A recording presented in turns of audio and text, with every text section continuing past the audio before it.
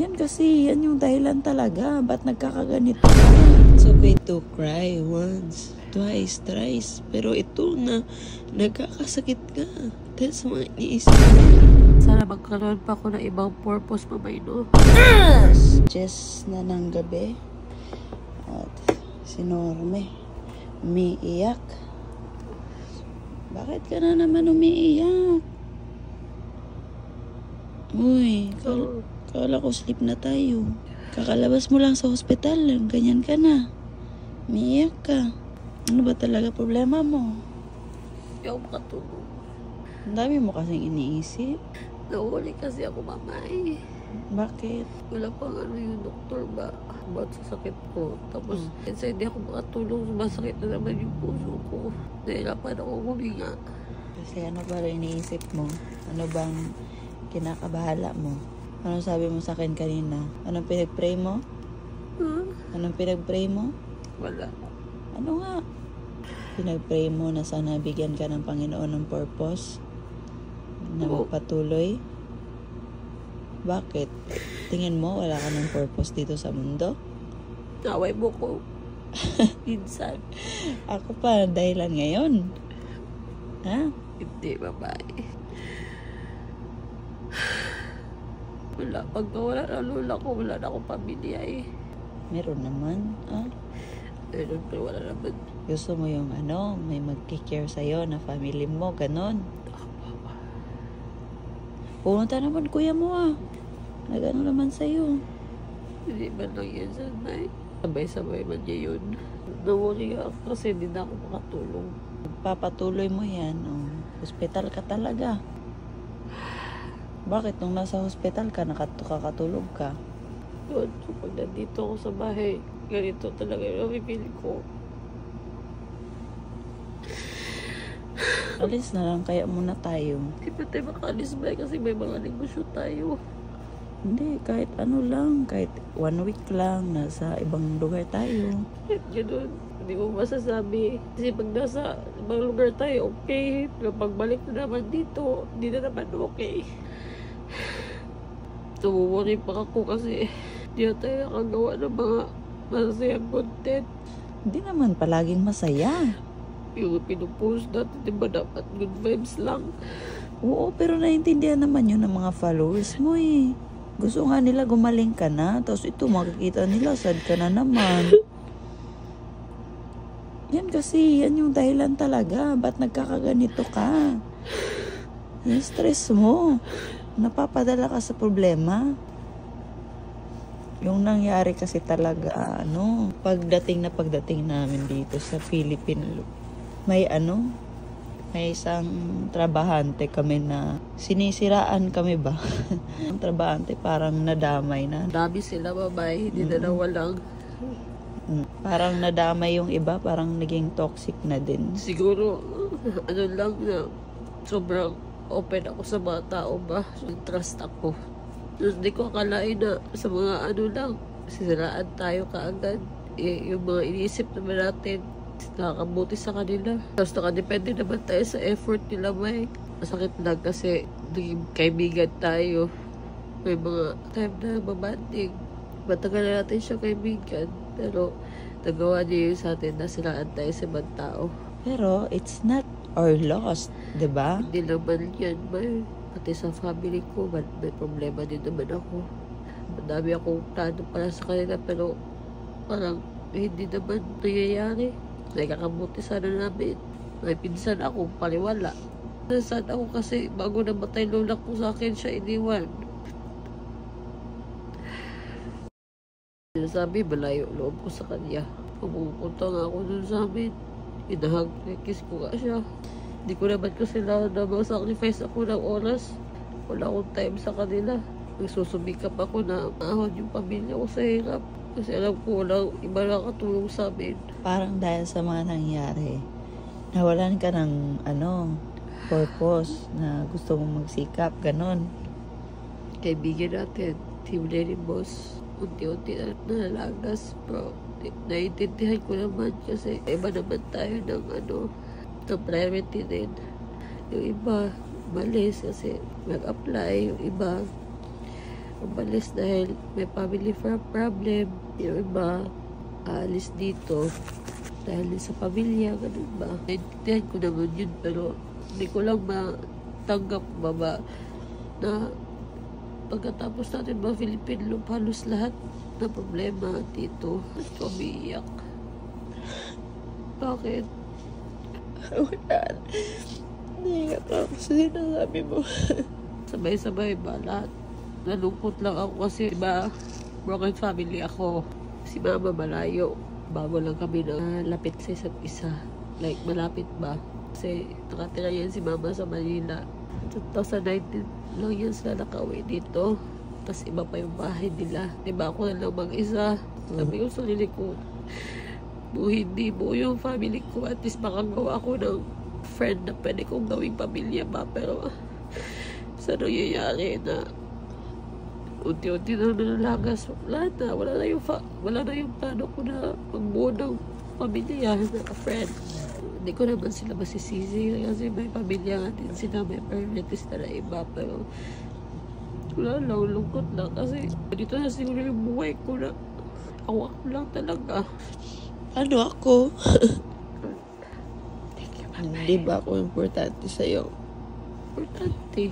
Oh, sorry.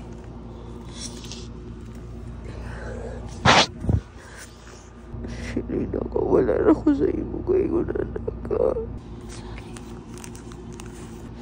Thankful naman ako sa iyo, bay, pati sa family mo. Sorry, nadala na talaga ako sa emosyon ko. Sorry kung dami kong iniisip.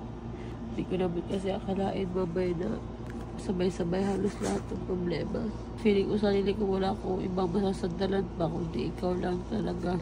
Tapos minsan, syempre, may iwasan na tatalo. Sorry mga kung hindi mga good vibes pa yung mga pinapost namin ngayon. Isa din yan sa pinag-aalala ko. Kasi nag-promise kami sa inyo na dapat good vibes lang. Pero, May, hindi naman talaga natin control yung buhay. Hindi natin control ang araw-araw. Oo, control natin kung gusto natin kumain, makakain tayo. Pero yung mga pangyayari sa buhay natin, hindi natin control. Yun palagi kong iniisip sa'yo. Kung may masamang mangyari, isipin natin na may magandang purpose agad kung bakit nangyayari yun. May alam ko naman yan, May, pero di mo maiwasan na masaktan, May, kasi mga importanteng tao man yan sila. Iniisip ko yan sila ng family mo. Alam mo lang, naranasan ko natin na magkasakit na wala talaga nag-aalaga. Ako lang.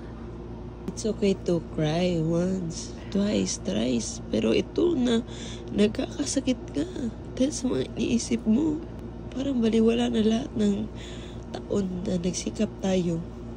Isipin mo kung ano mangyayari sa'yo kung mapapadala ka sa problema. Ano mo ba purpose ko? Ibang purpose ko, May. Masayahin yung mga panggap mo.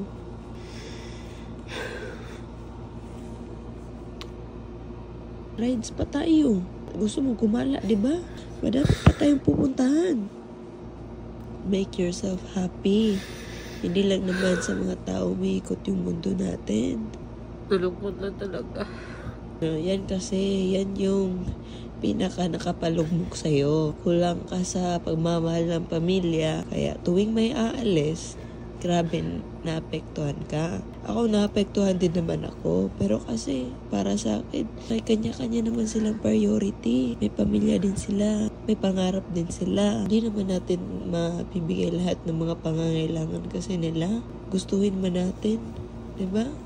Hindi natin kaya. Wala ba akong problema dun, May? Oo nga, pero naapektuhan ka nga. Kasi para sa kanila din naman yan. Palagi kong pinagdala sa Panginoon na bigyan nila ako ng lakas na loob palagi. Sana magkaroon pa ako ng ibang purpose, Mamay, no? Ano pa ba ibang purpose ko? Diba, sabi natin, maggawa tayo ng maraming negosyo para marami tayong mabigyan ng trabaho. Ungrateful naman yung iba, Mamay. Ganun talaga, kasi hindi natin alam yung mga tao. Inayos naman natin, binigyan natin, inaramdam natin, pero di naman nila na-appreciate. Yun nga yung sabi natin, di ba, na nagpadala sila sa mga salita ng ibang tao. Kaya Siniraan siguro, tayo. ganito yung mga tao sa Pilipinas kasi pag kunwari ako yung nagsira, sinabihan kita na ganito yung ugali nito, ganito yung ugali nito, kasi tapos ikaw agad-agad ka din maniniwala. Yan problema sa Pinas. Pero di naman natin kontrol yun. Kasi may mga tao talagang ganun. Ang daming tao sa mundo, ang daming iba't ibang ugali. Ako mamay, wala naman ang pake sa mga ganun talaga. Kahit anong sabihin nila sa akin, sisiraan nila ako sa ibang tao. Kahit wala naman akong ginagawa. Napapaisip nga ako minsan kung saan nila kinukuha yung mga issue na binabato nila sa akin. Akin lang talaga is yung mga tao na malapit sa akin ba. Oo. Yun lang naman yung importante sa akin. Pero since nangyari na to, wala na akong magagawa. Depende na lang to kung ano yung plano ng Lord sa akin, sa atin. Hindi ka magiging okay kung palaging ganyan yung iniisip mo. Kasi yung utak nagkokontrol ng lahat. So kung hindi okay yung iniisip mo, stress, problema, at maapektuhan yung pangangatawan mo. Paano ka palagi magpipray tapos hindi mo naman kinokontrol? Habis ko bukas, kukontrolin ko na. Mamay, kaya siguro din na ganito yung halo-halo na yung iniisip ko kasi worry din ako kasi first time ko kasakit ng ganito ba. Nahihinaan din ako ng loob. Ano ako, body conscious, conscious. Pero nagkasakit pa rin ako, ganun ba? Madami kang iniisip, matagal ka nakakatulog. Dahil matagal ka nakakatulog, nagkakaganyan ka. Sorry, mamay. Bakit na nagsusorry sa akin? Kung nafe-feel ko to. Okay lang naman. Valid naman lahat ng nafe-feel mo. Kaso nga lang, kailangan mo talagang i-control ang sarili mo. Choose your battle wisely nga, diba? Hindi naman ibig sabihin nun na labanan yung problema. Ibig sabihin nun, kailangan mong piliin yung mga bagay na dapat pagtuunan mo ng pansin. Okay? Alam ko naman yun, mamay. Oo, pero hindi mo ina-apply. Ilan yung, Nafe-feel mo. nafe-feel ko. Okay naman na i-show mo din sa kanila. Kasi di mo alam na yun lang pala yung inaantay nila. Mamay, everything will be okay. Trials lang to, ha? Basta mamay, babawi ako sa mga pagbalik natin pag okay na ako. Pagaling ka muna. Huwag mo na isipin yung mga ano. Baka kasi, sila sa akin, baka kasi, dito tayo nagpo-post ng mga happy-happy. Mamay, ang buhay hindi palaging happy-happy. Alam ko naman kasi sila, madami din sila problema, madami din sila iniisip. Yung iba, tayo lang na yung napapasaya sa kanila. Tapos wala tayo. Dami nga nag-message na pagka thank you kasi may purpose daw sila na maging masaya. Naging okay daw sila kasi andito tayo, papasaya sa kanila, tapos mawawala tayo, tapos ganito yung post natin. Normal na tao tayo. Nafe-feel din natin itong mga ganito. Ba't kailangan mo ma-worry? Sana di sila magsawa, supportahan tayo. Hindi, mahal ka nila. Ano ka ba? Mahal. Oo. Mahal ka ng supporters mo. Hindi mo ba nakita yung mga effort nila sa'yo? Oo. Mahal ka nila. Kahit nga yung iba, yun lang yung kaya, nag-aambag pa rin para ma-surprise ka. Diba? Ayoko na maawa sila sa akin, mamay. Hindi naman naawa. Naapektuhan sila kasi mahal ka nila. Hindi yun sa awa. Uy, sipon. Naubos na yung tissue. Baka sabihin nila may sipon ako. Parang sinisipon ka nga. Pero di naman natin ma-please din lahat. So do Anything what makes you happy. English na siya. Because life is short. Paano short? Same sa'yo, short. May thank you kasi isa ka din sa papalakas ng loob ko. Napapasaya sa akin. Pero minsan, naaway mo ko. Pasaway ka kasi. At least pasaway. Sino bang nagtuturo sa'yo? Sino bang nag-guide sa'yo? Ikaw palagi. Kaya, thank you, mamay. Kasi, siguro, ginawa ka ni Lord na maging instrumento para magpatuloy ako para malaman ko yung mga dapat kong malaman. Ipa-feel na importante ako. Maka-feel ako na nag-care at nagmamahal pala sa akin. Kasi alam din niya kung ano yung nararamdaman ko. Basta dito lang ako palagi. Thankful naman ako sa mga meron tayo. Ang dami din nating mga napagdaanan na may. Babae. Nasa ito na iyak. Sure ka? Sabihin mo naman, hindi ka makatulog. Sana maging okay na talaga ako, babay no? Wala yun sa kinakain mo. Yun yung isipin mo. Kahit gaano ka-healthy yung kinakain mo, pag hindi healthy yung iniisip mo, wala, bagsak. Babay. Oh. Pag mati yung panahon na okay na ako, masayahin natin ulit yung pangapagla natin. Bawi tayo sa kanila. So, gagawin natin bukas sa store, tapos so, pa-check up sa ulo at saka dito tayo. Sabay. Chiclet. And then, babay, isa din sa inaano ko kasi sa video pangit ako. Ang pangit. Ang ganda mo nga. Natural beauty. Iba man sa picture. Na iba naman talaga. Ako nga sa video, klaro yung mga blackheads ko. Normal lang yan. Kasi tao tayo. Huwag mo na alalahanin yan. Hindi naman tayo palaging perfect. Sa exam nga, nape-perfect ka ba? Hindi. Oo, ganun lang din yung buhay. Hindi palaging perfect. Galing mo talaga, mamay. Bakit? Parang kitang mentor. Mentor. Kasi ang galing mo magsalita. Buisit to, magsalita lang.